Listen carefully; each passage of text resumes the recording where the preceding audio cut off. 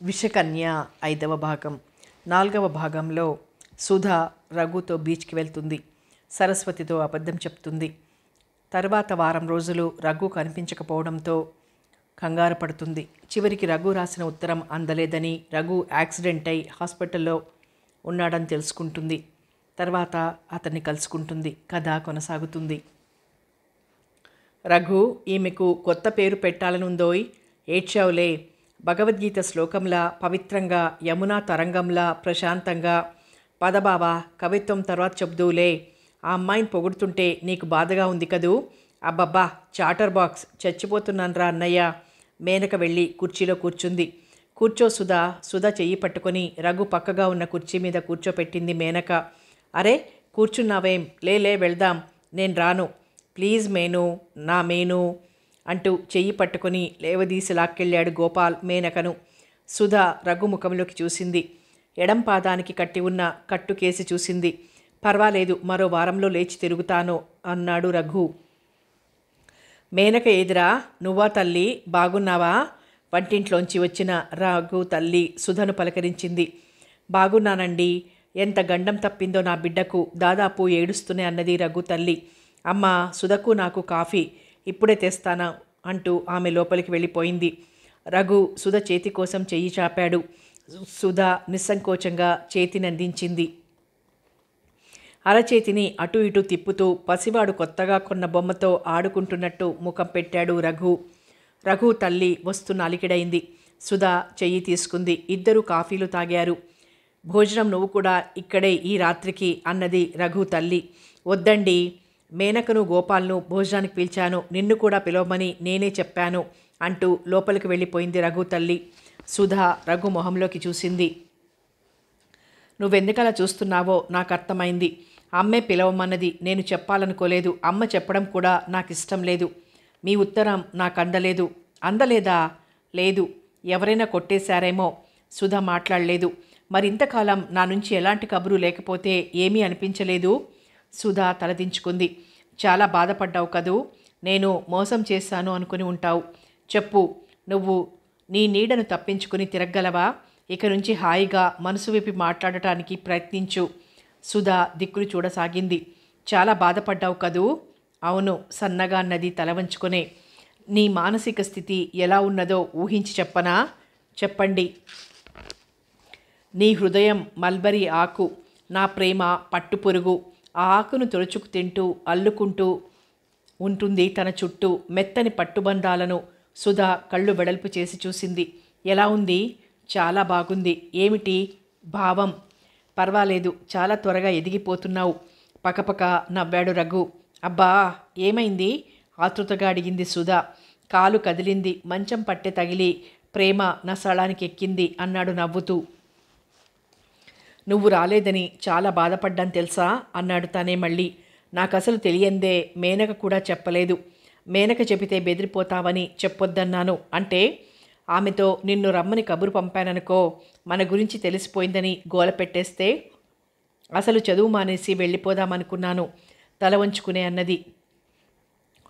రఘు, ఇలా చూడు తలెత్తింది సుధ. ఆమె కళ్ళల్లోకి లోతుగా కొంటెగా చూశాడు. సుధ చూపుల్ని మరల్చుకుంది. నేను కనిపించకపోవడం వలనే కదూ. కంఠం అదోలా వణికింది. సుధ మరి ఎలాగో అయిపోయింది. ఏం చెప్పాలో తెలియడం లేదు. సిగ్గుపడితే బాగానే ఉంటుంది కానీ మరీ అంత మెలికలు తిరిగిపోతుంటే బాగుండదు. సుధ ఒక్కసారిగా ఎవరో వీపు మీద చరిచినట్టు నిటారుగా కూర్చుంది. ముఖం ఎర్రబడింది. గుడ్, అలాగే కూర్చోవాలి. కోపం వచ్చిందా? ఇలాంటి విషయాలు నేను చెప్పకపోతే ఇంకెవరు చెప్తారు? సుధ పలకలేదు. కోపం వచ్చిందా?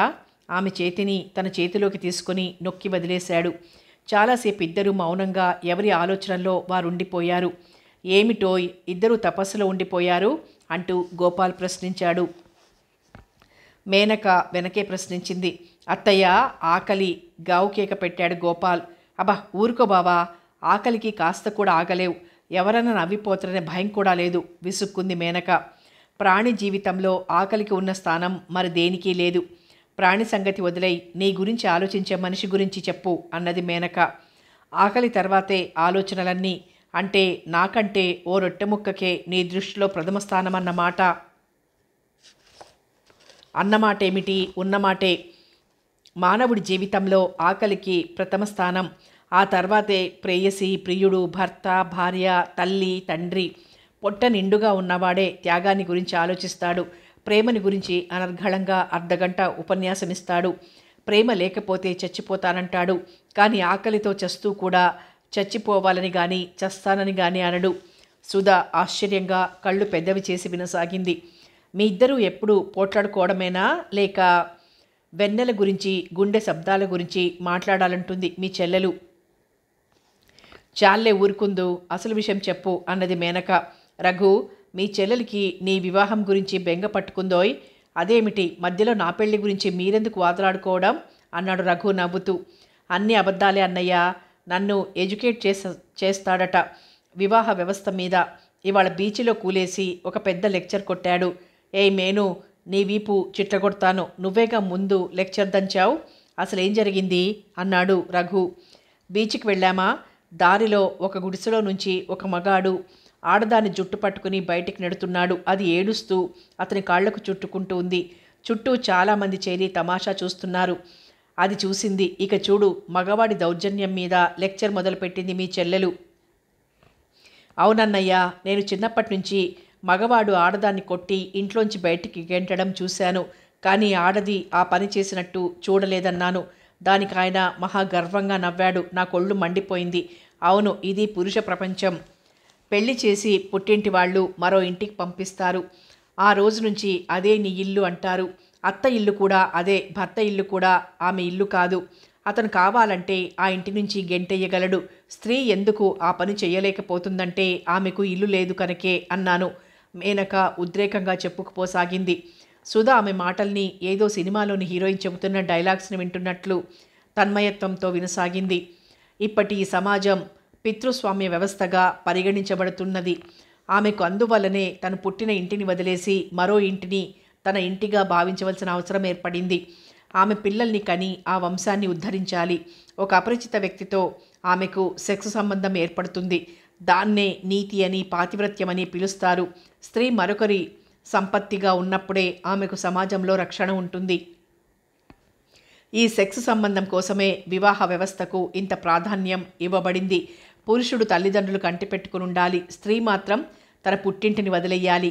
ఆమె పరాయి ఇంటికి వచ్చి అంతకుముందు నుంచి ఉన్న మరో స్త్రీ అంటే అత్తగారి కంటే ప్రముఖ స్థానం, అధికారం కావాలని వాంఛిస్తుంది.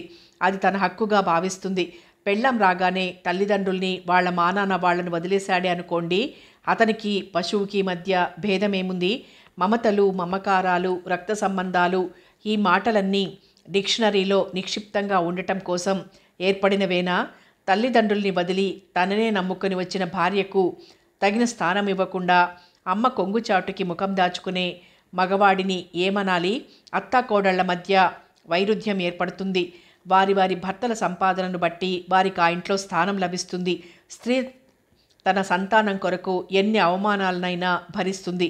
లోతుగా చూస్తే ఈ పితృస్వామిక సమాజానికి అసలు పునాది సెక్సు అన్నాడు రఘు. రఘు చెప్పింది సుధకు అర్థం కాలేదు. కానీ షేక్స్పియర్ నాటకంలోని పాత్రలా కనిపించాడు రఘు అలా మాట్లాడుతూ ఉంటే. నువ్వు చెప్పింది సబబుగానే అనిపిస్తుంది. కానీ ఈ వివాహ వ్యవస్థ లేకపోతే ఎలా? సంతానం ఎలా పెరుగుతుంది? కుటుంబం ఎలా ఏర్పడుతుంది? స్త్రీ వివాహం చేసుకోకపోతే ఆమె తన సంతానాన్ని ఎలా పెంచగలుగుతుంది? పాతివ్రత్యం పవిత్రమైనదిగా, ధర్మపరమైనదిగా భావించని రోజు సమాజంలో వ్యభిచారం పెరిగిపోదా అన్నాడు గోపాల్. సెక్స్ కొరకే అయితే వివాహం అక్కర్లేదు. స్త్రీని కేవలం వంశోద్ధారకుల్ని ప్రసాదించే యంత్రంగా భావించడానికి ఆమెను వివాహం అనే బంధంలో బంధించనక్కర్లేదు. కాంట్రాక్ట్ మీద ఈ సెక్స్ సంబంధాలను ఏర్పరచుకోవచ్చును. పిల్లల్ని నవమాసాలు మోసి కనేది, పెంచేది తల్లి కనుక ఎంతమంది పిల్లలు కావాలో ఆమె నిర్ణయించుకోవాలి. అప్పుడు ఇల్లు అవసరం లేదు. పిల్లల్ని కమ్యూన్స్లో పెంచవచ్చును. పిల్లలకు పలానా ధర్మాన్ని పాటించమని ఎవరూ చెప్పరు. పెరిగి పెద్దయి వాళ్ళ నమ్మకాలను వాళ్లే ఏర్పరచుకుంటారు. ఇది నీతి, ఇది అవినీతి అని ఉగ్గుపాలతో రంగరించి పోసేవారుండరు. ప్రతి పిల్లవాడు మొత్తం సమాజానికి సంబంధించిన వాడై ఉంటాడు. మాతృస్వామిక యుగంలో స్త్రీ తను పుట్టిన ప్రదేశం వదిలి వెళ్ళేది కాదు. ముందు ముందు అలాంటి అలాంటి అలాంటి అవసరం రాబోతుందని ఆమె ఊహించి కూడా ఉండి ఉండదు. ఇక వ్యభిచారం అంటారా? ప్రవహించే నీటిలో కంటే బంధించి నిలువ ఉంచిన నీటిలోనే కాలుష్యం ఎక్కువ చేరుతుంది అంటూ రఘు సుధ ముఖంలోకి చూశాడు. సుధకు అతని మాటల్లోని లోతు పూర్తిగా అందకపోయినా ఈసారి అతను చెప్పిన విషయాలు మాత్రం ఆమెకు చిత్రంగా అనిపించాయి. అతని భావాలు ఆమెకు నచ్చలేదు. పెళ్ళి అక్కర్లేదంటాడేం అని మనసులోనే అనుకోసాగింది. పిల్లల భారం సమాజం యావత్తుది అయినప్పుడు వ్యక్తికి ధనం కూడబెట్టుకోవాల్సిన అవసరం ఉండదు. ఇక్కడ నేను అనే శబ్దం లోపించి మేముగా మారుతుంది మళ్ళీ అన్నాడు రఘు. ఆ మాటలు బొత్తిగా అర్థం కావడం లేదు సుధకు. ఆ విషయం గురించి నేను ఏమీ చెప్పలేను, కానీ స్త్రీ పురుషులు సమాజంలో సమాన బాధ్యతల్ని తీసుకున్నప్పుడే స్త్రీకి నిజమైన స్వతంత్రం లభించిందని భావించాలి అన్నది మేనక. స్త్రీకి బంధాల్లో ఉండటమే ఇష్టం. ఇక లేవండి, ఆకలేస్తోంది అన్నాడు గోపాల్. అదేదో సరిగ్గా చెప్పు అన్నది మేనక. ఇంతకు ముందే మల్లె మొగ్గల నెక్లెస్ చేయించుకుంటున్నాను అన్నావు. బంగారం అలంకరించుకోవడానికే కాదు, స్త్రీలకు ఈ నగల మీద ఎందుకంత వ్యామోహం? ఒకప్పుడు పురుషుడు కూడా నగలు ధరించేవాడు, ఆ తర్వాత వదిలేశాడు. ఎందుకంటావు? మీ ఆడవాళ్ళు బంగారాన్ని మోస్తూ తిరక్కపోతే దేశంలో కొంత బీదతనం తగ్గుతుంది. ఆ మాట మగవాడు అంటే ఆడది అంగీకరించదు, నగలివ్వడానికి ఒప్పుకోదు. బలవంతంగా తీసుకుంటే ఏడుస్తుంది, అల్లరి చేస్తుంది. నగల మీద వ్యామోహం ఆదిమ కాలపు మనస్తత్వం వల్ల సంక్రమించిన వారసత్వం అన్నాడు గోపాల్. సుధా ఆవలించింది. సారీ, మీకు బోర్ కొట్టిస్తున్నాం కదూ అన్నాడు గోపాల్ సుధతో. సుధ తలదించుకుని చిరునవ్వు నవ్వింది. అందరూ భోజనానికి లేచారు. సుధ హాస్టల్కి వచ్చేసరికి 10 గంటలు దాటింది. సరస్వతి వేయబోయే ప్రశ్నలను ఊహించుకుంటూ గది తలుపులు తట్టింది. సరస్వతి తలుపు తెరిచింది. ఎదురుగా లలిత కూడా నిలబడింది. ఇక నేను వెళ్తాను అంటూ లలిత సుధకేసి చూడకుండానే వెళ్ళిపోయింది. ఆమె ఆశించినట్టు సరస్వతి ప్రశ్నల వర్షం కురిపించలేదు. మౌనంగా వెళ్ళి బల్ల ముందు నోట్స్ రాసుకుంటూ కూర్చుంది. సుధ బట్టలు మార్చుకుంటూ మధ్య మధ్య సరస్వతి కేసి చూసింది. తలదించుకుని రాసుకుంటున్న ఆమె ముఖంలోని భావాలను చూడటానికి వీలు పడలేదు. కోపంగా ఉన్నట్లుంది. లలితతో ఇప్పటిదాకా ఏం మాట్లాడుతుందో. ఆవిడ మాత్రం అందరితో మాట్లాడొచ్చు, తనే ఎవరితో మాట్లాడకూడదు. పెత్తనం చేస్తోంది, బోడి పెత్తనం. సుధకు సరస్వతిని పలకరించాలనిపించలేదు. పడుకుంది. భోజనం చేశావా? సరస్వతి కంఠంలో ఏమాత్రం కోపం లేదు. పైగా అతి మెత్తగా అడిగింది. సుధకు ఆశ్చర్యం వేసింది. ఎక్కడా? సుధకు సమాధానం ఇవ్వాలనిపించలేదు. ఓ క్షణం ఆగి మేనక పిన్నిగారింట్లో అన్నది. సరస్వతి పెన్ పక్కన పెట్టింది. వెనక్కు తిరిగి సుధను చూస్తూ ఉండిపోయింది. ఏమిటలా చూస్తున్నావు? పాపం రఘుకు యాక్సిడెంట్ అయిందటగా మెత్తగా అడిగింది. అవును, నీకు తెలుసా? తెలుసు. ఎప్పుడు తెలిసింది? సాలోచనగా అడిగింది సుధా. రఘు రాసిన ఉత్తరం సరస్వతి చదివి ఉంటుందనే అనుమానం వచ్చింది. ఇంతకు ముందే ఎవరు చెప్పారు? లలిత చెప్పింది. ఎలా ఉన్నాడు? అదోలా చూస్తూ అడిగింది సరస్వతి. సరస్వతి చూపులు తనను ఎక్స్రే తీస్తున్నట్లు అనిపించింది సుధకు. బాగానే ఉన్నాడు. పాలుంచాను, తాగు. సుధ గతుక్కుమన్నది. పాపం, తన కోసం పాలుంచింది. తనంటే అంత అభిమానించే మనిషినే తను అనుమానిస్తోంది. నువ్వు తాగేయ్, నాకు అక్కర్లేదు. సుధా, మర్చిపోయాను. మీ అమ్మగారి నుంచి ఉత్తరం వచ్చింది. నిన్ను సెలవులకు రమ్మని రాసింది. ఏది? సరస్వతి కవరు దిండు కింద నుంచి తీసిచ్చింది. కవరు చించుంది. ఎవరు చించారు? తీవ్రంగా చూస్తూ అడిగింది. నేనే, తాపీగా అన్నది సరస్వతి. అసలు నా ఉత్తరాలు నువ్వెందుకు చదువుతావు? అది సంస్కారం కాదు. తీవ్రంగా ఉంది సుధ కంఠం. సరస్వతి నోట మాట రానిదానిలా ఉండిపోయింది. మొన్నను నా ఫ్రెండ్ ఒక ఆమె ఉత్తరం రాసింది. అది నాకు అందలేదు. సరస్వతి ముఖంలోకి లోతుగా చూస్తూ అన్నది సుధ. ఫ్రెండ్ రాసిందా లేక రాశాడా? సరస్వతి కంఠం అదోలా పలికింది. సుధ ఓ క్షణం నివ్వెరపోయి చూసింది. అంతలోనే కోపం వచ్చింది. అయితే అది కూడా చదివావన్నమాట. ఏది? అదే నా ఫ్రెండ్ ఉత్తరం. నేనేం చదవలేదు. ఇప్పుడేగా అన్నావు. అంటే నీకు మగ ఫ్రెండ్స్ నుంచి ఉత్తరాలు కూడా వస్తున్నాయన్నమాట అన్నది సరస్వతి. సుధ ముఖం కోపంతో ఎర్రబడింది. నేను నీ ఉత్తరాలేమీ చదవలేదు. అమ్మ నుంచి అయ్య నుంచి వచ్చిన ఉత్తరాలు నువ్వే చూపిస్తావుగా.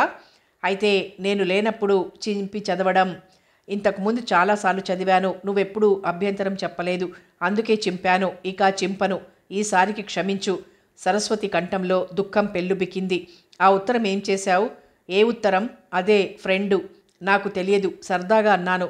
అంతేగాని నేను ఏ ఉత్తరం దాచలేదు. అనవసరంగా నన్ను అనుమానిస్తున్నావు. నీ ఉత్తరం దాచుకునేంతటి నీచురాల్ని కాను అన్నది సరస్వతి. సుధా సరస్వతి ముఖంలోకి చూసింది. నిజమే కావచ్చును, తనే తొందరపడ్డది. సారీ, నిన్ను బాధ పెడితే క్షమించు అన్నది సుధా. సరస్వతి మాట్లాడలేదు. నడి మంచం మీద కూర్చుని ముక్కు చీదయ్యసాగింది. ఇన్నేళ్లు వచ్చి మాటకు ముందు ఏడుస్తుందేం? కాదు, తను ఏమన్నా అంటే ఏడుస్తుంది. తనే మొరటుగా ప్రవర్తిస్తున్నది ఈ మధ్య. ఆమె లేకపోతే తను ఏనాడో ఇక్కడి నుంచి పారిపోయేది. రఘుతో తనకు పరిచయం అయ్యేది కాదు. ఈ స్వర్గాన్ని ఆమె తనకు అందించింది. సుధా తల్లి ఉత్తరం చదువుకుంది. వెళ్తావా? ఎక్కడికి? అమ్మకు నిన్ను చూడాలని ఉన్నదట. పాపం, ఒక్కసారి వెళ్ళి రాకూడదు? వెళ్ళాలనే ఉంది. ఎల్లుండి నుంచి సెలవులేగా, వెళ్ళి 4 రోజులుండిరా. నాకు ఒంటరిగా ప్రయాణం చేయడం అలవాటు లేదు. మామయ్యను పంపించమంటాను. నేను కూడా వచ్చి పంపించొస్తానులే. వచ్చేటప్పుడు మీ అన్నయ్యనో మామయ్యనో పంపించమను అన్నది సరస్వతి. సరస్వతి ముఖంలోకి చూసింది సుధా. వర్షం కురిశాక తేటపడిన ఆకాశంలా ఉన్నది ఆమె ముఖం. ఆమె మీద సుధకు జాలి వేసింది. నీకు పరీక్షలున్నాయి. అది వేరు. నువ్వు ఫైనల్ రాయాలి. తప్పక పాస్ కావాలి. పర్వాలేదు, అయితే నువ్వు నాతోనే ఉండు. అక్కడే చదువుతూ 4 రోజులుండి వచ్చేద్దాం అన్నది సుధా. సరస్వతి కళ్ళు తళుక్కున మెరిశాయి. అలాగే, రేపే టికెట్లు తెప్పిస్తాను. తొందరెందుకు? రిజర్వేషన్ దొరకపోతే కష్టం. సుధా మౌనంగా ఉండిపోయింది. సుధ పడుకుంది. సరస్వతి లైట్ తీయమంటావా అని అడిగింది. వద్దులే, నువ్వు చదువుకో. పక్కకు తిరిగి పడుకుంది. సరస్వతిని గురించి ఆలోచించసాగింది. పాపం, తన అనవసరంగా ఆమెను అనుమానించింది. రఘు ఉత్తరం ఆమె చదవలేదు. చదివితే ఇంత శాంతంగా ఉంటుందా? ఆడపిల్లలతో దగ్గరగా ఉండటాన్ని సహించలేదు. పైగా రఘు అంటే ఆమెకు తగని కోపం. లలితతో ఏం మాట్లాడుతోందో. లలిత తనను ఎందుకలా చూసి చూడనట్టే వెళ్ళిపోయింది. అయినా తను వీళ్ళకెందుకు భయపడాలి? తన ఇష్టం వచ్చిన వాళ్లను ప్రేమిస్తుంది. తాను భయపడకూడదు. రఘు తనను మోసం చెయ్యడు. ఎవరికి తెలిసినా భయం లేదు. తనతో ఎందుకు వస్తానంటుంది సరస్వతి? అమ్మకేమైనా తన పైన చెబుతుందేమో. అమ్మ మళ్ళీ తనను వైజాగ్ పంపించకపోతే అదే ఆవిడ ఎత్తు. అందుకే తను వెళ్ళకూడదు. పైన ఫ్యాన్ తిరుగుతోంది. చలిగా ఉంది. సుధా ముడుచుకొని పడుకుంది. ఆలోచనలతో దుప్పటి కప్పుకోవాలని కూడా తోచలేదు. సరస్వతి లేచొచ్చి దుప్పటి కప్పింది. సుధా నిద్రలో ఉన్నట్లు నటించింది. సుధ మనసు ఎలాగో అయింది. సరస్వతికి తనంటే ప్రాణం. పరీక్షలకు చదువుతూనే తను చలికి ముడుచుకుపోవడాన్ని గమనించి లేచొచ్చి దుప్పటి కప్పింది. ఇదంతా ఎందుకు చేస్తుంది? ఏదో ఆలోచన రాగానే సుధ మనసు చేదుగా అయింది. సరస్వతి తనను అమ్మకు ఆరోగ్యం బాగాలేదని ఆ మధ్య అన్నయ్య రాశాడు. కానీ తను బాధపడుతుందని అమ్మ తన ఆరోగ్యం బాగానే ఉందని రాసింది. తను అమ్మ దగ్గరకు వెళ్ళాలి. సుధ మనసు మరోవైపుకు తిప్పుకుంది. వెళ్లే ముందు రఘును చూడాలి. ఆ యాక్సిడెంట్లో చచ్చిపోయి ఉంటే రఘుకు ఆ విషయం తెలిస్తే సరస్వతి చెడ్డది. తనను ఇక ఆలోచించలేకపోయింది. సుధకు వెన్నెముకలో ఏదో జరజరా పాకినట్లయింది. అది నిజమా? తనకు పీడకలలొస్తున్నాయి. అది పీడకలే. తను నిద్రపోయాకే అలా జరుగుతోంది. కానీ మధ్యలో మెలకువ వస్తోంది. అది కలే. మెలకువ వచ్చినట్లుగా తనకు భ్రమ కలుగుతోంది. సరస్వతి అలా ఇక్కడ దయ్యం తిరుగుతోందటగా. అదే తనను రాత్రిళ్ళు అలా పీడిస్తుందేమో. కాదు, తనను మభ్యపెడుతూ తనను తాను మభ్యపెట్టుకుంటున్నది. మొదటిసారి అలా జరిగినప్పుడు నిద్రలో ఉన్న తను ప్రతిఘటించలేదు. కానీ ఆ తర్వాత వారం రోజులు సరస్వతిని చూస్తుంటే తనకు అసహ్యం వేసింది. సుధ మనసంతా చీదరగా ఉంది. ఆ తర్వాత ఎన్నోసార్లు. అలాంటప్పుడు ఎందుకు తను ప్రతిఘటించలేకపోతోంది? ఆ విషయం తలుచుకోవడానికే భయంగా అసహ్యంగా ఉంటుంది తనకు. అందుకే తనకేమీ తెలియనట్టు తనను తానే మోసం చేసుకోవడానికి ప్రయత్నిస్తోంది. సరస్వతి లైట్ ఆర్పింది. బెడ్ లైట్ వేసింది. సుధ ఆలోచనలు తెగిపోయాయి. పక్కకు తిరిగి పడుకుంది. నిద్ర రావడం లేదా? సరస్వతి కంఠంలో పలికిన ఆ మెత్తదనం సుధకు ఏవగింపును కలిగించింది. మంచినీళ్ళివ్వనా? అంది సుధ. సుధకు నిద్రపోయే ముందు మంచినీళ్లు తాగడం అలవాటు. సరస్వతి మంచినీళ్ల గ్లాస్ అందించింది. సుధ లేచి గ్లాసెడు నీళ్లు గడగడా తాగేసింది. ఖాళీ గ్లాస్ అందించి పడుకుంది. సరస్వతి సుధ పక్కన పడుకుంది. సుధ చివ్వున లేచి కూర్చుంది. ఏమైంది? ముందు నువ్వు నా మంచం దిగు అరిచింది పిచ్చిగా సుధ. సరస్వతి మంచం దిగింది. కానీ తన మంచం దగ్గరికి వెళ్ళలేదు. సుధ అదేమీ పట్టించుకోకుండా పడుకుంది. సుధ మనస్సు జుగుప్సతో దహించుకుపోతోంది. తను ఇంతకాలం దేనినైతే మనసు అడుగున అణిచిపెట్టుకోవాలనుకున్నదో అదే ఇవాళ మనసు పొరల్ని చీల్చుకొని పైకొస్తోంది. నో, అది నిజంగా కాదు. పాపం సరస్వతి అలాంటిది కాదు. తనంటే ఎంతో అభిమానం. తనకే పీడ కలలుస్తుంటాయి. అంతే. తనకు భయం. అందుకే పాపం అమ్మలా తన నడుం మీద చెయ్యి వేసి పడుకుంటుంది. అంతే. సుధ కాళ్లకు ఏదో తగిలి కెవ్వుమని లేచి కూర్చుంది. సరస్వతి మంచాన్ని ఆనుకొని కాళ్లవైపు కూర్చునుంది. మంచం పట్ట మీద తల ఆనించి ఏడుస్తోంది. ఏమిటిది? కసురుకున్నట్లుగా అన్నది సుధ. సరస్వతి నుదురు మంచం పట్టె కొట్టుకుంటూ ఏడవసాగింది. సుధకు ఆమెను చూస్తుంటే జాలి వెయ్యలేదు, అసహ్యం వేసింది. ఏమిటిది? నువ్వు వెళ్ళి పడుకుంటావా, లేక నన్ను లేచి బయటికి వెళ్ళిపోమంటావా? కటువుగా అన్నది సుధ. సరస్వతి కళ్ళు తుడుచుకుంటూ తన మంచం దగ్గరికి వెళ్ళిపోయింది. పక్క మంచం మీద నుంచి వెక్కిళ్ళు వినిపిస్తూనే ఉన్నాయి. సుధకు ఆ రాత్రంతా నిద్ర పట్టలేదు. కానీ అర్ధగంట తర్వాత సరస్వతి గురక వినిపించింది. సుధకు ఆలోచించాలని లేదు. బుర్రంతా చెదల పుట్టలా అనిపించింది. తెలతెలవారుతుండగా నిద్రలోకి జారిపోయింది సుధ. సుధా, లే, 9 అయింది అంటూ లేపింది సరస్వతి. సుధ లేచి కూర్చుంది. ఒళ్లంతా విరగ్గొట్టినట్లుంది. ఆద్రాబాద్రాగా బాత్రూంలోకి వెళ్ళి ముఖం కడుక్కుని వచ్చింది. సరస్వతి కాఫీ కప్ అందించింది. కాఫీ సిప్ చేస్తూ సరస్వతి ముఖంలోకి చూసింది. ఆమె నుదుటి మీద పెద్ద బొప్పి కనిపించింది. అదేమిటి అని అడగబోయి రాత్రి విషయం గుర్తొచ్చి ఆగిపోయింది సుధ. కళ్ళు ఎర్రగా ఉన్నాయి. రాత్రంతా నిద్రపోలేదా అడిగింది సరస్వతి. సుధ సమాధానమివ్వలేదు. కానీ సరస్వతి మీద రాత్రి కలిగిన అసహ్యం ఇప్పుడు సుధ మనసులో లేదు. ఆరోగ్యం బాగాలేనట్టుంది. కాలేజీ మానేయి, స్నానం చేశాక ఆ టిఫిన్ తిను, నేను భోజనాల టైంకి వస్తాను అన్నది సరస్వతి. సుధ ఆమె ముఖంలోకి చూసింది. ఆమెను అసహించుకోవాలా, అభిమానించాలా? తనకు ప్రాణదానం చేసింది. తనను ఓ పువ్వులా ఎక్కడ వాడిపోతుందో అన్నట్టు చూసుకుంటూ ఉంది. ఏది ఏమైనా తనంటే ఆవిడకు ప్రాణం. ఏమిటి ఆలోచిస్తున్నావు? నువ్వు చాలా మారిపోయావు సుధా. సుధ మౌనంగా ఖాళీ కప్పును పక్క టేబుల్ మీద పెట్టడానికి లేవబోయింది. ఇలా ఇవ్వు అంటూ సరస్వతి అందుకొని కప్పు కడిగి కిటికీలో బోర్లించి వచ్చింది.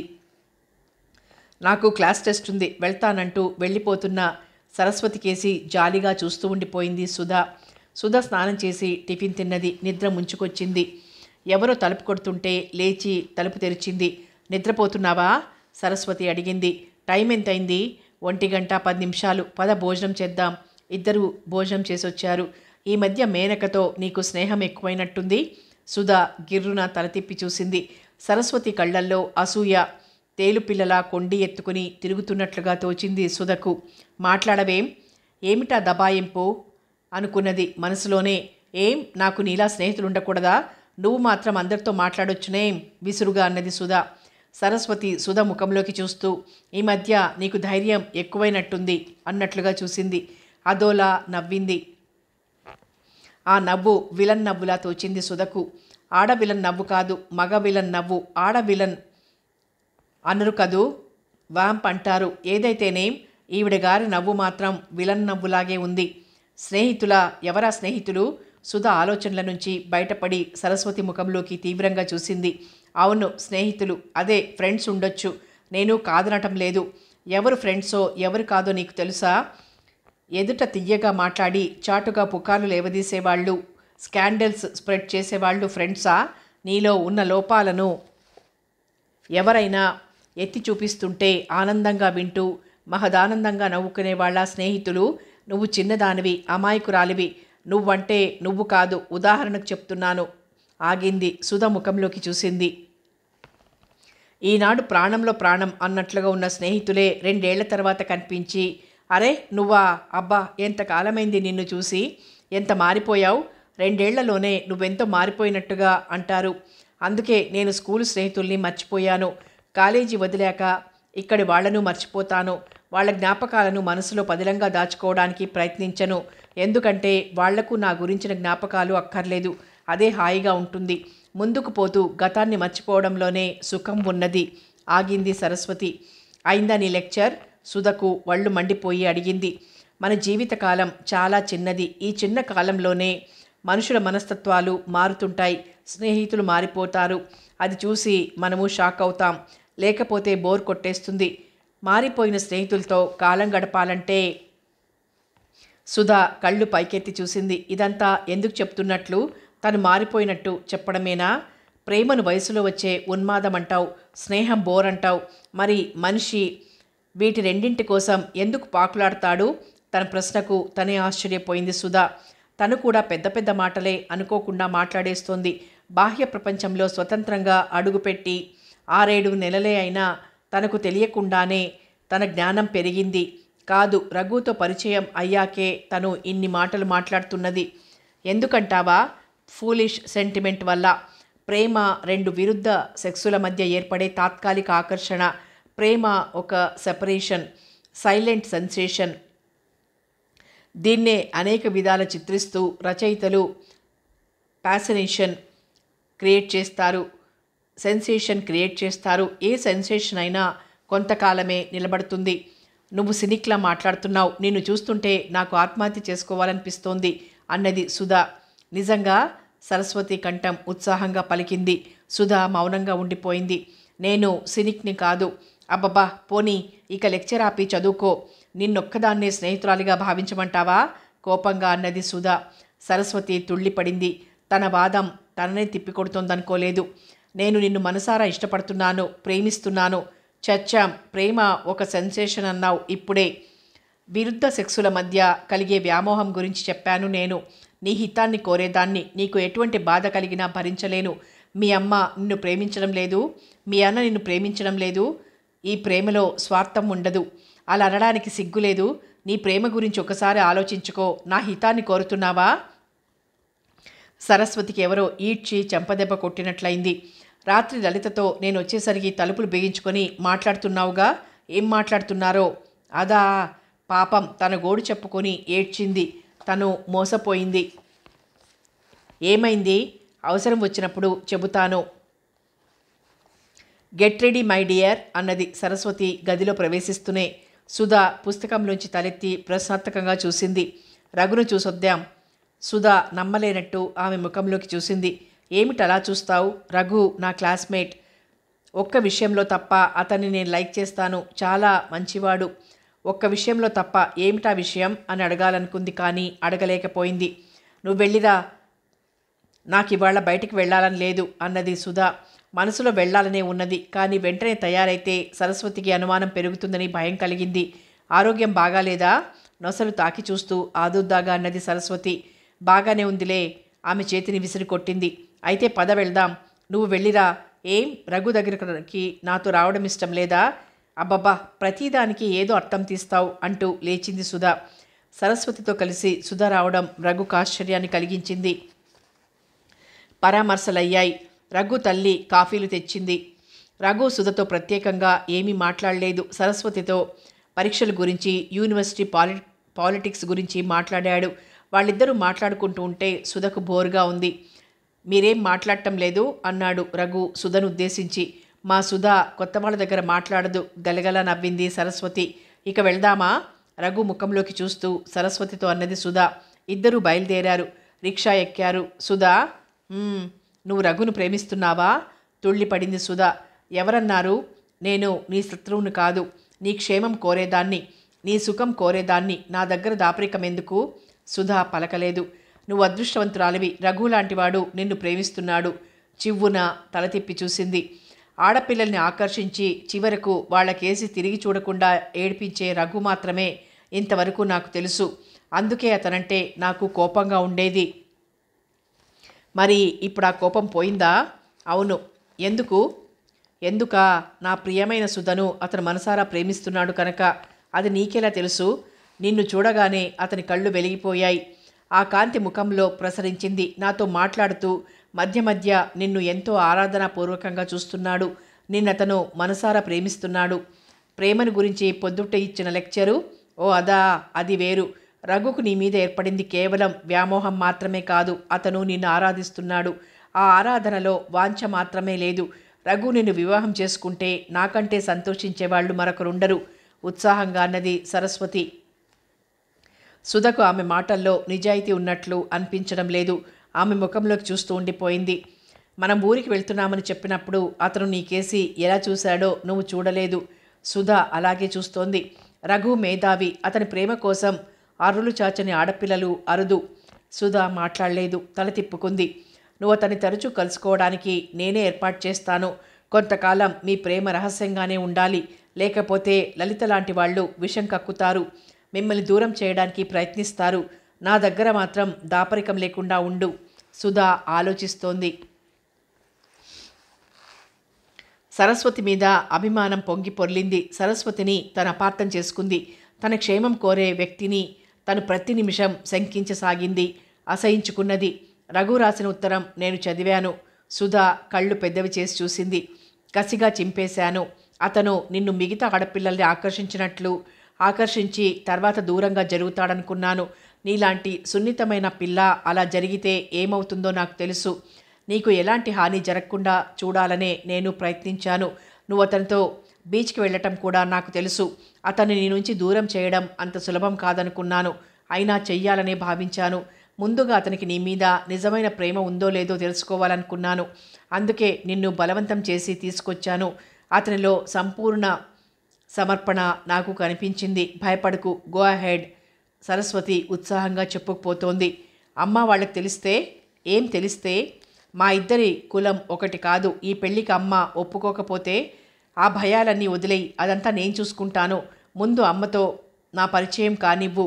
ఇప్పుడిప్పుడే చెప్పకు. ఆ విషయాలు నాకు వదిలేయి. అవసరమైనప్పుడే చెబుతాను. నిన్ను అపార్థం చేసుకున్నాను. సరస్వతి విషాదంగా నవ్వింది. నా జీవితంలో ట్రాజడీ అదే. ఎవరూ నన్ను అర్థం చేసుకోరు. సుధ జాలిగా చూసింది. నేను అర్థం చేసుకున్నాను. నువ్వు ఇంకా అర్థం చేసుకోలేదు. ప్రయత్నిస్తాను. సరస్వతి మళ్ళీ అదోలా నవ్వింది. సరస్వతి ఊరికి వెళ్లే ముందు రోజు సుధను రఘుకు చెప్పిరమ్మని పంపించింది. కూడా తీసుకెళ్లి ఇంటికి కొద్ది దూరంలో వదిలేసింది. తను కూడా వచ్చి పంపినట్లు చెప్పొద్దంది. సుధ ఒంటరిగా రావడం రఘుకు ఆశ్చర్యాన్ని కలిగించింది. ఒంటరిగానే వచ్చావా? అవును, సాయంత్రం బండికి మా ఊరు వెళ్తున్నాను. మీ అమ్మగారు లేరా? లేదు, గుడికి వెళ్ళింది. నాకు త్వరగా నయం కావాలని మొక్కుకున్నదట నవ్వుతూ అన్నాడు రఘు. సరస్వతి కూడా వస్తోందా? అడిగాడు. అవును, ఆవిడతో స్నేహం తగ్గించుకోవడం మంచిది. ఆమె చాలా మంచిది. నేనంటే ప్రాణం. ఆమె మనసు చిక్కుపడిన దారపుండ లాంటిది. అంటే? సుధా కళ్ళు పెద్దవి చేసింది. Complexes, mixed complexes. ఇంకా ఇంత దగ్గరగా ఉన్న నీకు తెలియదా? లోతుగా సుధ కళ్ళల్లోకి చూశాడు. అతని కేసి చూడకుండా, ఆవిడని చూస్తే నాకు జాలేస్తుంది. ఆమె మనసును ఎవరూ అర్థం చేసుకోరు. చాలా మంచి మనసు. ఒకరిని గురించి చెడుగా చెప్పడం నాకు ఇష్టం లేదు. నువ్వే అర్థం చేసుకుంటావులే క్రమంగా. ఇంతకు నువ్వు క్షేమంగానే ఉన్నావనుకుంటున్నాను ఇంతవరకు. సుధ మాట్లాడలేదు. మళ్ళీ ఎప్పుడొస్తావు? 10 రోజుల్లో వచ్చేస్తాను. 10 రోజుల? అప్పటికి మీరు తిరగగలరనుకుంటున్నాను. రేపు బ్యాండేజీ తీసేస్తారు. రఘు అన్యమనస్కంగా ఉన్నాడు. ఏదో ఆలోచిస్తున్నాడు. సుధా ఎంతో ఉత్సాహంగా వచ్చింది. రఘు తల్లి ఇంట్లో లేదు. రఘు మాటిమాటికి గడియారం చూసుకుంటున్నాడు. సుధా లేచి నిల్చుంది. ఎలా వెళ్తావు? అప్పుడే వెళ్తావా అంటూ చెయ్యి పట్టుకుని కూర్చోబెడతాడని ఆశించింది. అతని ప్రశ్న ఆమె మనసును దిగులుతో నింపేసింది. బయటికి వెళ్ళి రిక్షా మాట్లాడుకుంటాను ఎలాగో అనగలిగింది. ఒంటరిగా వెళ్ళగలవా? ఒంటరిగానే వచ్చాక. రఘు ఆమె ముఖంలోకి చూశాడు. ఏదో అనబోయి ఆగాడు. వస్తాను అంటూ పరుగులాంటి నడకతో బయటపడింది సుధా. రిక్షా ఎక్కింది. మనసులో లేదు. అంత ముభావంగా ఉన్నాడేం? ఏదో వర్రీగా ఉన్నాడు. 2 చేతులతో పట్టుకుని గుండెలకు హత్తుకుని, సుధా మళ్ళీ ఎప్పుడు కనిపిస్తావు అని ఆర్తిగా అడుగుతాడని భావించింది తను. 10 రోజులు 10 యుగాలుగా గడుపుతాను అంటాడనుకుంది. సుధకు దుఃఖం వస్తోంది. ఎందుకలా ప్రవర్తించాడు? సరస్వతిని కూడా ఊరికి తీసుకెళ్తున్నందుకు కోపం వచ్చిందా? సరస్వతి గురించి అంతా తెలుసా? అంటే ఏముంది? అతనికి సరస్వతి గురించి అంతా తెలుసు.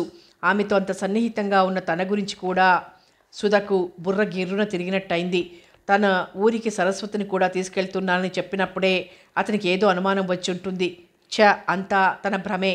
అయితే మరీ అంత ముభావంగా ప్రవర్తించాడేం? అతను తనను నిజంగా ప్రేమిస్తున్నాడా?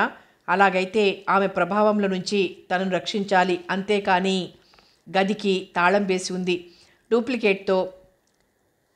డూప్లికేట్ కీతో తెరిచి లోపలికి వెళ్ళింది.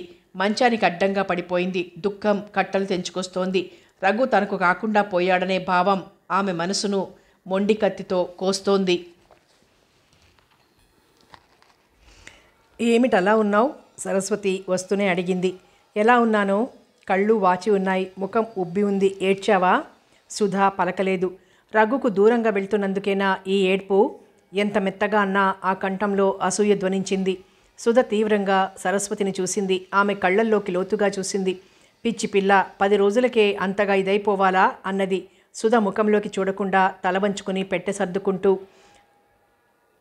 సుధ ఉలకలేదు, పలకలేదు. లేలే, ట్రైన్కి టైం అయిపోతుంది అంటూ పెట్టె తాళం వేసి సుధ పెట్టెను ముందుకు లాక్కుంది. సర్దుతూ ఏదో కాగితం మడతను సరస్వతి బయటికి తీసింది.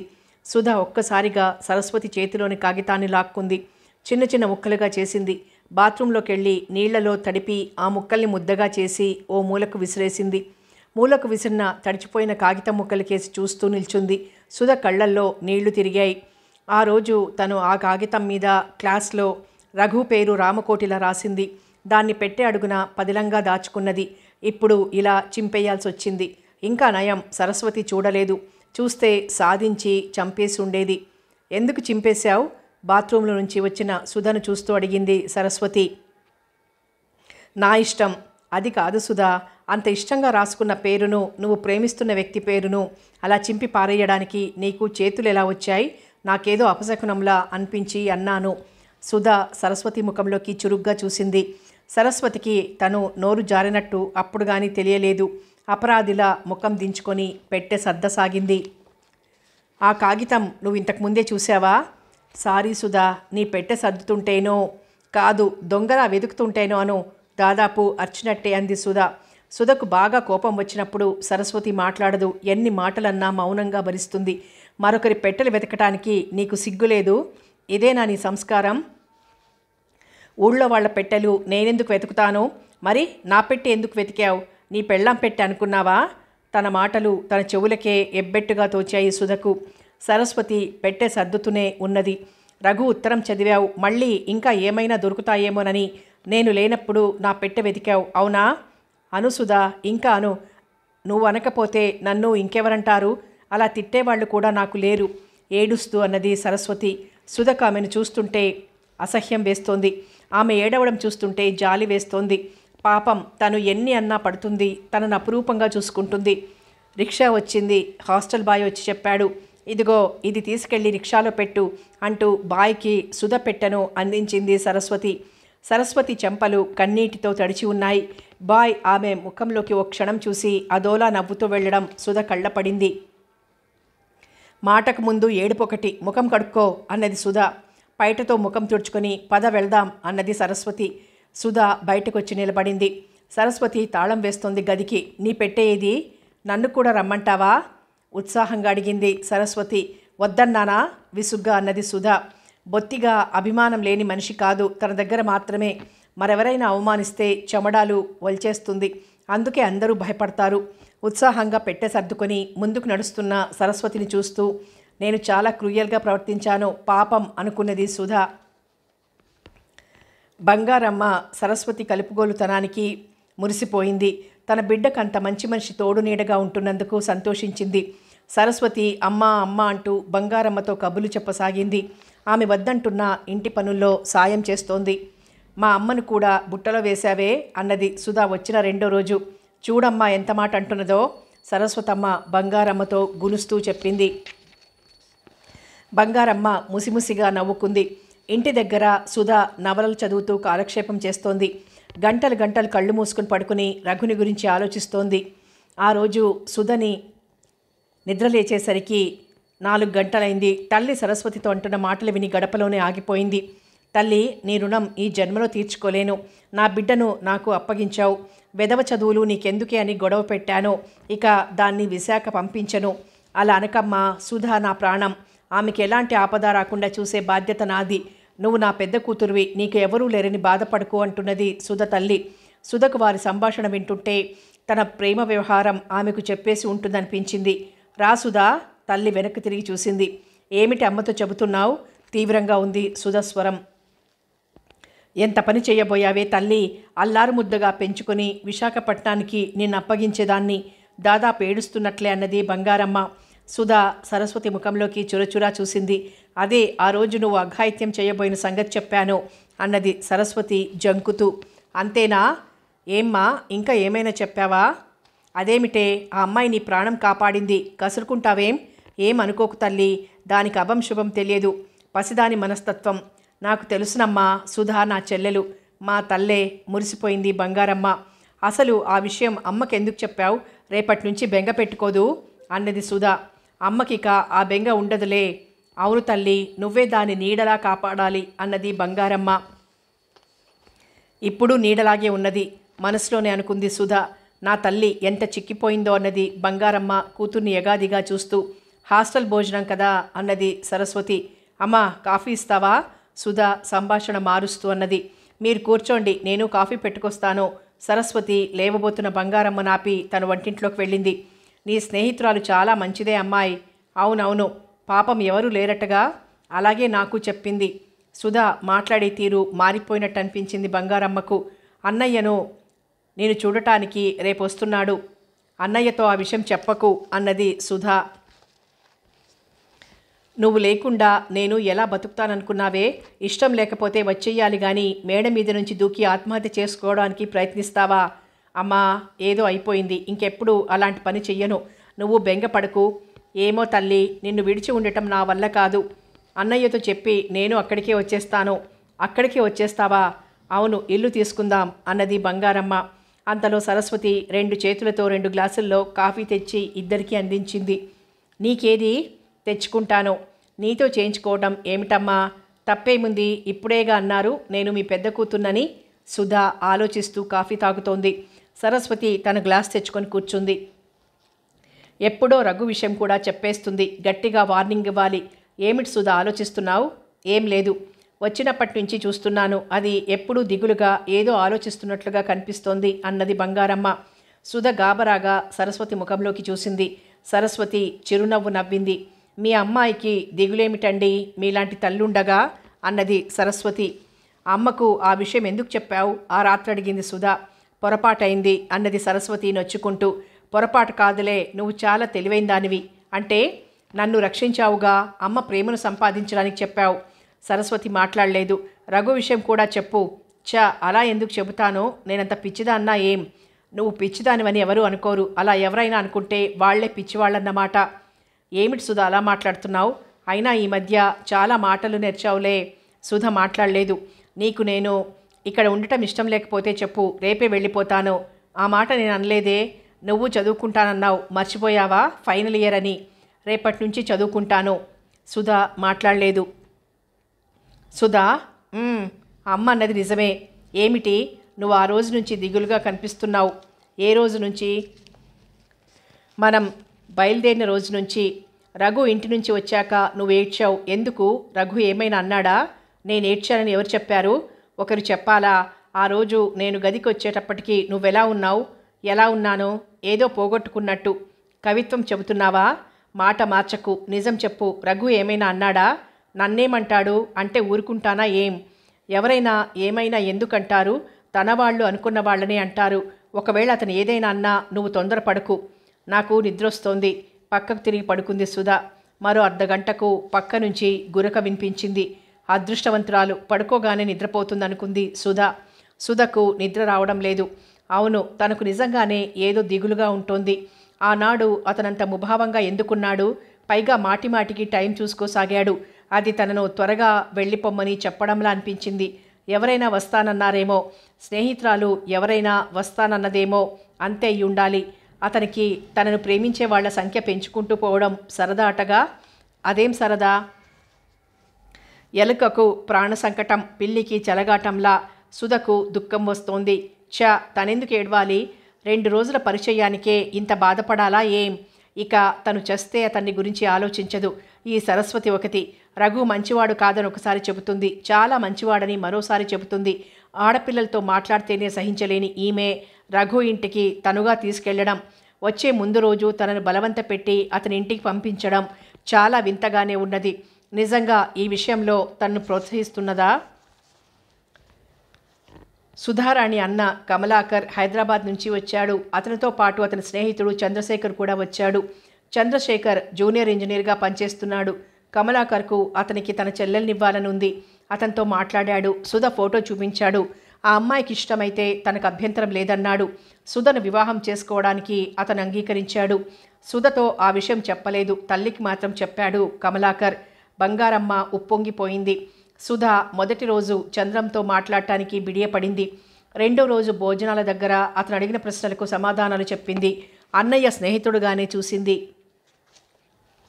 రెండో రోజు బంగారమ్మ వంట చేస్తోంది. సరస్వతి కూరలు తరుగుతోంది. అబ్బాయి ఎలా ఉన్నాడమ్మా అని అడిగింది సరస్వతిని. ఎవరండి, మీ అబ్బాయేనా? కాదు, వాడి స్నేహితుడు. అందంగా ఉన్నాడు, సరదాగా కలుపుగోలుగా ఉన్నాడు అన్నది సరస్వతి. మన సుధకు తగిన వరుడినే తెచ్చాడు వాళ్ళన్న అన్నది సంతోషంగా బంగారమ్మ. అబ్బా అన్నది సరస్వతి. ఏమైంది? అరే, చెయ్యి తెగిందా? రక్తం వస్తోంది. గాబరాగా వచ్చి సరస్వతి చెయ్యి పట్టుకుంది బంగారమ్మ. పర్వాలేదండి, కొద్దిగానే తెగింది. తడిగుడ్డ చుట్టుకుంటే అదే పోతుంది. ఉండు, మీరు పని చూసుకోండి. నా దగ్గర కర్చీఫ్ ఉంది, తడిపి చుట్టుకుంటాను. సుధా, అమ్మాయి సుధా, మీరేమీ గాబరా పడకండమ్మా, ఇప్పుడే వస్తాను అంటూ సరస్వతి వంటింట్లో నుంచి బయటకొచ్చింది. తడి కర్చీఫ్ వేలుకు చుట్టుకుంటూ సుధ కోసం ఇల్లంతా వెతికింది సరస్వతి. ఇంటి ముందున్న మొక్కల మధ్య అన్నా చెల్లెళ్ళు కూర్చొని ఉన్నారు. మరో ఖాళీ కుర్చీ ఉంది. సరస్వతి అక్కడికి వెళ్ళి కూర్చోవాలనిపించింది. కానీ కమలాకర్ వచ్చినప్పటి నుంచి తనతో 10 మాటలు కూడా మాట్లాడలేదు. చంద్రం బాగానే మాట్లాడుతున్నాడు. తన చెల్లెలికి సన్నిహితంగా ఉండటం అతనికి నచ్చలేదని అతను వచ్చిన కొద్ది గంటల్లోనే తనకు అర్థమైంది. తలుపు పక్కగా నిల్చుని బయటికి చూసింది సరస్వతి. అన్న ఏదో చెబుతున్నాడు. చెల్లెలు తల వంచుకొని వింటోంది. సరస్వతికి మనసులో ఏదో తగలబడిపోతున్నట్టుగా అనిపించింది. అమ్మాయ్, సరసు, బంగారమ్మ పిలిచింది. వస్తున్నానమ్మా అంటూ వంటింట్లోకి వెళ్ళింది. బంగారమ్మ సుధ పెళ్లి గురించి మాట్లాడుతోంది. ఆ అబ్బాయి కుటుంబం వివరాలు చెబుతోంది. సరస్వతి వింటూ కూర్చుంది. ఆ రాత్రి భోజనాల దగ్గర సరస్వతి రోజులా మాట్లాడలేకపోయింది. ఏమండి సరస్వతి గారు, ఇవాళ మీరు డల్గా ఉన్నారు? చంద్రం అడిగాడు. అతని స్వభావం చురకత్తిలా నరుక్కుంటూ పోతుంది. సుధ తలెత్తి సరస్వతి ముఖంలోకి చూసింది. పాపం, చెయ్యి తెగింది అన్నది బంగారమ్మ వడ్డిస్తూ. చెయ్యి తెగిందా, మనసు తెగిందా? మనసులోనే అనుకున్నది సుధ. ఏమిటో ఇవాళ మీ చెల్లెలు మరీ ముడుచుకుపోయింది సుధ కేసి చూస్తూ అన్నాడు చంద్రం. మా చెల్లెలు ఇవాళ రేపు కాలేజీల్లో చదివి అందరు ఆడపిల్లల్లా హాయ్ హాయ్ యా యా అంటూ ఊదర కొడుతుందనుకున్నావా? అయితే నీకు పెద్ద డిసప్పాయింట్మెంటేరా అన్నాడు నవ్వుతూ కమలాకర్. సుధ ముఖం ఎర్రగా కందిపోయింది. సరస్వతి సుధ కేసి దొంగ చూపులు చూస్తూ భోజనం చేస్తోంది. చెయ్యి తెగిందా? ఏమైంది? సుధ పక్క సర్దుకుంటూ అడిగింది. సరస్వతి సమాధానం ఇవ్వలేదు. తన మంచం మీద మునగదీసుకొని పడుకుంది సరస్వతి. ఏమిటంతగా బిగిసిపోయావు? నువ్వు చాలా సంతోషంలో మునిగిపోయి ఉన్నందుకు కాదులే అక్కసుగా అంది. నిజంగా? అందుకేనేమో అనుకున్నాను వ్యంగ్యంగా అన్నది సుధ. ఈ మధ్య చాలా మాటలు నేర్చావు. నీ సహచర్యంలో ఆ మాత్రం నేర్చుకోలేనా? కోపంగా అన్నది సుధ. సరస్వతి మాట్లాడలేదు. సుధ గోడవైపుకు తిరిగి పడుకున్నది. సుధా, ఏమిటి? మీ అన్నయ్య నీకు పెళ్లి చేయబోతున్నాడటగా? అదా నీ అసలు బాధ? నా బాధ నీ గురించే. నాకు లేని బాధ నీకెందుకు? అంటే నువ్వు ఈ పెళ్లికి ఒప్పుకున్నావా? ఆ నిర్ణయం అన్నయ్యకే వదిలేశాను అన్నది సుధ. సరస్వతి చివ్వున లేచి నడిమంచంలో కూర్చుంది. అసలు నీకు బుద్ధుందా? నీ ఉద్దేశం నీ పెళ్లి విషయం మీ అన్నయ్యకు వదిలేయడమేమిటి? మరి ఇంకెవరికి వదిలేయను? నువ్వు చేస్తావా నా పెళ్ళి? ఇది వేళాకోళానికి సమయం కాదు. పసిపిల్లలా మాట్లాడకు మందలిస్తున్నట్లన్నది సరస్వతి. సుధ సమాధానం ఇవ్వలేదు. ప్రేమ అంటే ఏమిటి? సరస్వతి ప్రశ్నకు సుధ కూడా లేచి మంచం మీద కూర్చుంది. నువ్వే చెప్పు. ప్రేమ అనే పదానికి నిర్వచనం చెప్పడం కష్టం. దాన్ని విడమర్చి చెప్పడం అంత తేలిక కాదు. అదొక అనుభవం, అనిర్వచనీయమైన అనుభవం. సుధ ఆశ్చర్యంగా సరస్వతి ముఖంలోకి చూసింది. బెడ్లైట్ గుడ్డి వెలుగులో సరస్వతి కళ్ళు వింతగా మెరుస్తున్నాయి. ముఖంలో ఏదో తన్మయత్వం. తను ప్రేమిస్తున్న వ్యక్తి ఎదురుపడగానే గుండె తమాషాగా స్పందిస్తుంది. ప్రియుడి ఎదురుగా నిలబడలేని స్థితి. ఎలా నిలబడాలో, ఎలా కూర్చోవాలో తెలియని ఇబ్బంది. అక్కడి నుంచి పారిపోవాలనిపిస్తుంది. మరుక్షణమే ఆ క్షణాలు శాశ్వతంగా నిలిచిపోవాలనే కోరిక తలెత్తుతుంది. మనిషి తనకు నచ్చిన భాషను కూడా మర్చిపోయే క్షణాలవి. వింత అనుభూతి. వారి వారి మానసిక స్థితిని బట్టి ఆ అనుభూతి తీవ్రత ఉంటుంది. సబాష్, ఏ పుస్తకంలో నుంచి బట్టి పట్టావు? నవ్వుతూ అన్నది సుధ. జీవితం నుంచి నేర్చుకున్నాను. నువ్వు రఘును ప్రేమిస్తున్నావు. అతని ముందుకు మొదటిసారి వెళ్ళినప్పుడు ఎలా అనిపించింది? నేను చెప్పిన దాంట్లో అతిశయోక్తి ఏమైనా ఉందా? సుధ కళ్ళ ముందు రఘు రూపం కదిలింది. ముఖం చిన్నబోయింది. మనసును దిగులు చుట్టేసింది. అవును, నిజమే. రఘును చూడగానే తన గుండె లయ తప్పుతుంది. తనకు మాటలు రావు, ఎలాగో ఉంటుంది, ఇబ్బందిగా ఉంటుంది. సరస్వతి అదోలా నవ్వింది. సుధా, ఆలోచించు. నీ మాటలు వింటుంటే నాకు పిచ్చి పట్టేలా ఉంది. నీకు ఇప్పటికే పిచ్చి పట్టింది. షటప్. సుధా, శాంతంగా విను. నువ్వు రఘును ప్రేమిస్తున్నావు. అతను నిన్ను ఆరాధిస్తున్నాడు. మీ అన్నయ్య ఎవరినో తెచ్చి పెళ్లి చేసుకోమని చెప్పగానే సిద్ధపడ్డావంటే. సుధా ఒక్కసారిగా 2 చేతులతో ముఖం దాచుకుని ఏడవసాగింది. సరస్వతి మంచం దిగింది. సుధ దగ్గరికెళ్ళి కూర్చుంది. తలను తన గుండెలకు హత్తుకుంటూ ఓదార్చసాగింది. ఎందుకు ఏడుస్తావు? ఇంతలోనే ఏం ముంచుకుపోయింది? రేపే నీకు ఈ పెళ్ళి ఇష్టం లేదని మీ అన్నయ్యకు చెప్పేయి. ఎందుకు ఇష్టం లేదంటే బిఏ పూర్తి అయ్యేదాకా చేసుకోనని చెప్పు. సుధ ఏడుస్తోంది, ఆలోచిస్తోంది. అవును, తను చేసింది తప్పే. రఘు మీద కోపం కొద్దీ తను ఈ పెళ్లికి ఒప్పుకుంది. అంతేనా? కాదు, చంద్రం అంటే కూడా తనకిష్టం ఏర్పడింది. రఘుతో తనకు పరిచయం కూడా తక్కువే. అది కేవలం వ్యామోహమే కావచ్చు. ఏమిటో తన మనసు తనకే తెలియడం లేదు. సరస్వతి చెప్పిందే కరెక్టు. ఉన్న ఒక మనసును ఎందరికనివ్వడం? సరస్వతి ప్రేమించినవాడు మోసం చేసినా తనను అతని వితంతువుగా భావించి జీవిస్తోంది. పడుకో సుధా, సరస్వతి గోముగా వీపు నిమురుతూ అన్నది. సుధ పడుకుంది. సుధ పక్కనే సరస్వతి పడుకొని ఆమె నడుం మీద చెయ్యి వేసింది. నీ మంచం మీదకి వెళ్ళు విసుక్కున్నది సుధ. సరస్వతి లేచి వెళ్ళింది. సుధ రఘును గుర్తు చేసుకుంటూ పడుకుంది. అతను మోసం చేస్తే తను సరస్వతిలాగే ఉండిపోతుంది. తన ప్రేమ పవిత్ర ప్రేమ, అచలం అమరం. కథ కొనసాగుతుంది.